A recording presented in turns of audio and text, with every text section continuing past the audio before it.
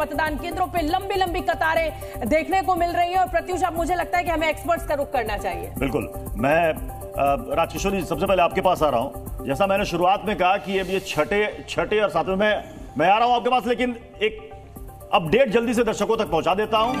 58 लोकसभा सीटों पर वोटिंग चल रही है। 6 राज्य 2 केंद्र शासित प्रदेश इसमें शामिल है। विदेश मंत्री एस जयशंकर ने अपना वोट डाल दिया। थोड़ी देर पहले, कुछ मिनट पहले हमने वो तस्वीर भी आप तक पहुंचाई। पूर्व मुख्यमंत्री हरियाणा के मनोहर लाल खट्टर ने भी अपना वोट कास्ट कर दिया है। सीएम नायब सैनी ने भी मतदान किया है। एक पूर्व मुख्यमंत्री हरियाणा के, एक वर्तमान मुख्यमंत्री, दोनों ने वोट डाल दिया है। केंद्रीय मंत्री एस जयशंकर ने भी वोट कास्ट कर दिया है। सुबह 7 बजे ही सबसे पहले वो मतदाताओं की कतार में खड़े हुए नजर आए। दिल्ली में उन्होंने अपना वोट कास्ट किया। उसके बाद अब ये देखिए, अलग अलग जगहों से तस्वीरें सामने आ रही है जो हम आप तक पहुंचा रहे हैं। शाम 6 बजे तक वोटिंग होनी है। उम्मीद है कि आज की वोटिंग पिछली बार से ज्यादा हो। हालांकि इस बार की अब तक जो 5 चरण के वोटिंग ट्रेंड्स हैं वो 2019 के मुकाबले थोड़े कम हैं।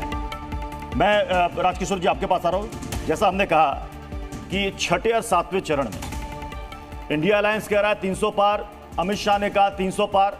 तो ये छठे 7वें चरण में कितनी स्ट्राइक रेट चाहिए इस पावर प्ले में कि 400 पार, या जो इंडिया अलायंस कह रहा है 300 पार? 73 पॉइंट समथिंग को लोग कह रहे हैं उससे ज्यादा स्ट्राइक रेट चाहिए। देखिए 100% स्ट्राइक रेट भी हो जाए तब भी 400 पार करना तो बड़ा मुश्किल होगा, जितना मैं समझ पाता हूं।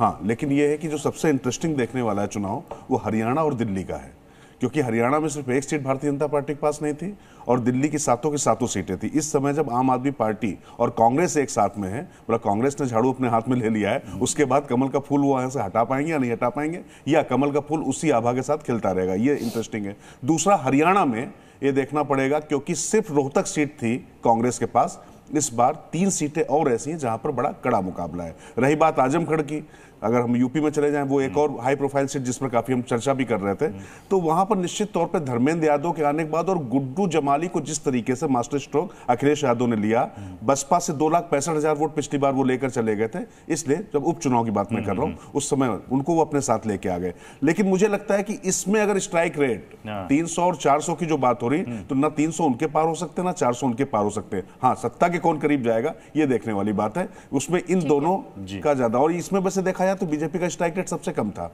इस चरण में। अगर आप ओवरऑल देखेंगे 14 में से अगर यूपी की सीटें देखें तो उसमें से सिर्फ 9 सीटें, 9 सीटें, 4 बीएसपी और एक सपा के, उस लिहाज से देखेंगे। मुकेश केजरीवाल, मैं आपके पास आना चाहूंगी और सवाल मेरा यही है कि जैसा कि राजकिशोर जी ने कहा कि आम आदमी पार्टी और कांग्रेस जो है पंजे ने झाड़ू थाम ली है, लेकिन अगर दोनों 2019 की मैं बात करूं तो वोट परसेंटेज मिलकर भी बीजेपी से कम रहा है। तो क्या इस बार इन 7 सीटों पर और हरियाणा की 10 सीटों पर आप कोई बड़ा उलटफेर देख रहे हैं या स्थिति कुछ वैसी ही सी रहेगी? नहीं, बिल्कुल ठीक कहा आपने। जो कॉन्टेक्स्ट दिया है वो बिल्कुल सटीक है, क्योंकि इस बार के चरण में जो 58 सीटें हैं इनमें सबसे दिलचस्प निश्चित तौर पे दिल्ली और हरियाणा का है।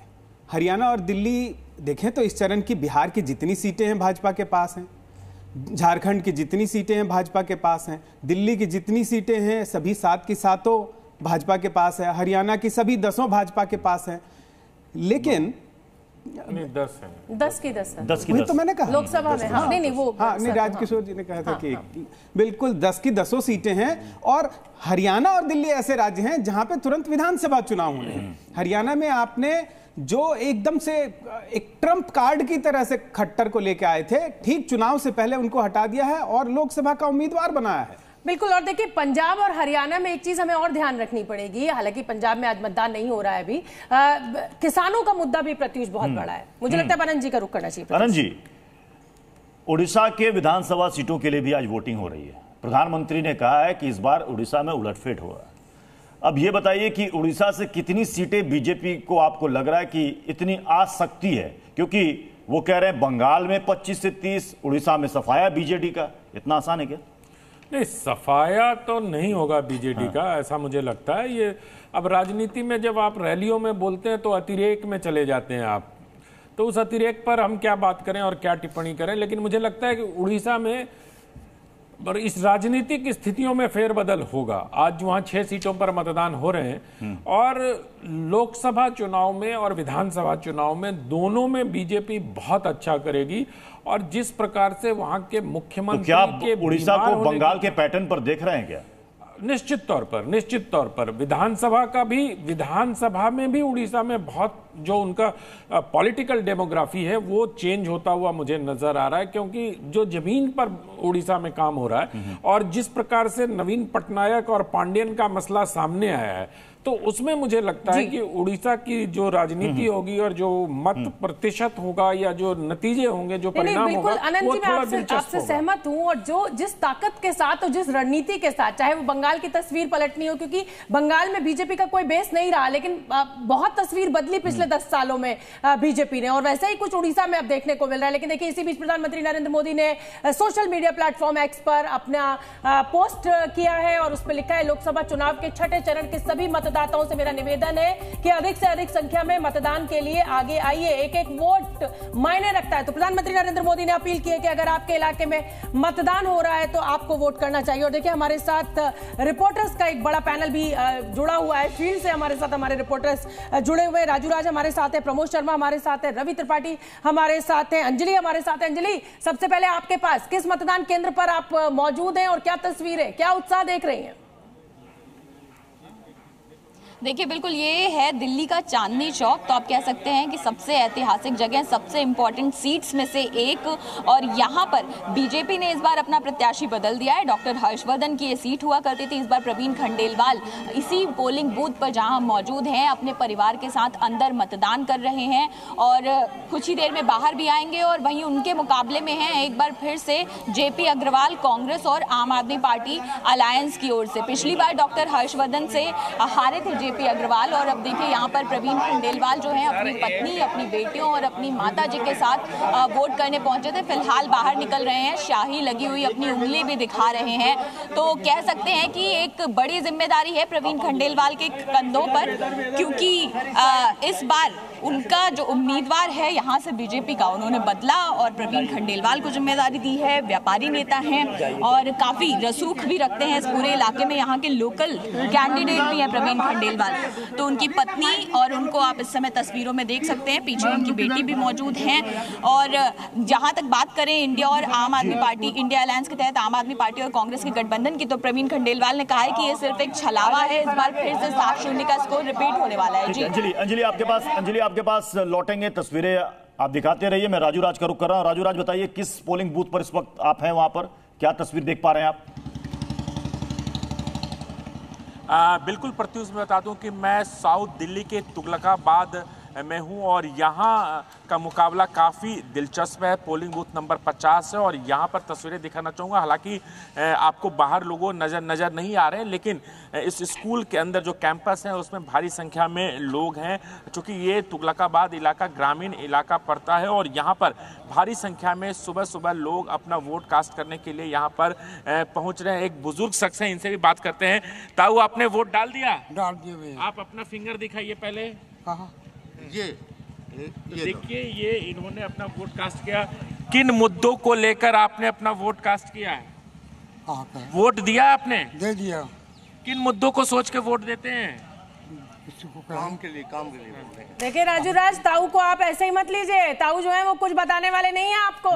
अगर मुद्दा बता दिया तो आपको पता चल जाएगा कि उन्होंने झाड़ू को दिया है कि बीजेपी को दिया है, तो आप उनको कितना भी करिए। रवि त्रिपाठी का मैं रुख कर लेती हूँ। रवि, आप बहुत हंस रहे हैं और प्रमोद फिर आपके पास भी आऊंगी। जाहिर सी बात है कि इतना डिवाइडेड वोट है कि जो भी वोटर बोलता है उसी से अंदाजा लग जाता है कि किसको वोट दिया होगा। क्यों रवि, मैं ठीक कह रही हूँ? सहमत हैं आप मुझसे? बिल्कुल बिल्कुल, आपके अंदाज को देखकर मैं हंस रहा था, लेकिन सही कह रही हैं आपकी। वोटर अगर विकास की बात करता है और राष्ट्रवाद की बात करता है तो समझ में आ जाता है। वोटर अगर रोजगार की बात करता है, महंगाई की बात करता है, तब समझ में आ जाता है कि वोटर किस लाइन पे जा रहा है, वोटर क्या कहना चाहता है। कई वोटर तो खुलकर भी बोल देते हैं। आपने देखा था रायबरेली में जब आपने कहा था कि उनसे माइक हटाया जाए, तो कई वोटर खुलकर भी कहते हैं, कई लोग इशारों में अपनी बात को रख देते हैं। या अगर बात करें निर्माण भवन की, जहाँ मैं इस पोलिंग बूथ पे, बड़ा इंटरेस्टिंग पोलिंग बूथ है, मैंने पहले भी बताया। और यहाँ पे हमने एक साथ मनमोहन सिंह, सोनिया गांधी, शीला दीक्षित सबको एक साथ वोट डालते देखा। ये देखिए, हालांकि यहाँ कोई भीड़ नहीं है, यहाँ लोग वीआईपी वोटर ज्यादा है, कम लोग वोट डालने आते थे। गिने चुने लोग वोटर आपको दिखाई देंगे, लेकिन चूंकि वीआईपी वोटर से पोलिंग बूथ है, इसलिए इंतजार रहता है लगभग 9-10 बजे तक, 9 बजे के आसपास। रवि, हम आपके पास लौटेंगे। प्रमोद शर्मा का मैं रुक कर रहा हूं। प्रमोद शर्मा, बताइए आप किस पोलिंग बूथ पर हैं? और चूंकि देश की राजधानी में चुनाव हो रहे हैं, दिल्ली वालों से पूछिए कि वो क्या चाहते हैं दिल्ली में और बेहतर। जी बिल्कुल, इस वक्त मैं पूर्वी दिल्ली के विश्वास नगर के पोलिंग बूथ पर हूँ और आप यहाँ देख सकते हैं कि पूरी तैयारी की हुई है और साथ में सुबह 7 बजे से ही यहाँ पर लगातार जो है वो मतदान करने के लिए लोग आ रहे हैं। हमारे साथ एक सक्सेसर, आपने मतदान कर रहे हैं? कर लिया जी। जब आपने वोट किया था, किस मुद्दे को ध्यान में रख के वोट किया था कि मेरा वोट किस लिए अपना वोट का? मेरा वोट जो है देश के लिए किया मैंने सबसे पहले तो, उसके बाद राष्ट्रवाद, विकासवाद और समाजवाद, इसको ध्यान में रखते हुए मैंने वोट किया है। देश का विकास होगा तो राष्ट्र मजबूत होगा, इसी को ध्यान में रखते हुए मैंने। अरे आपके बराबर में प्रमोद एक महिला भी है, जरा उनसे भी बात कराइए, क्या मुद्दा उनके लिए, क्योंकि महिला। मेरा वोट मेरा अधिकार है, इसलिए मैंने वोट किया है। मेरा वोट मेरा अधिकार है।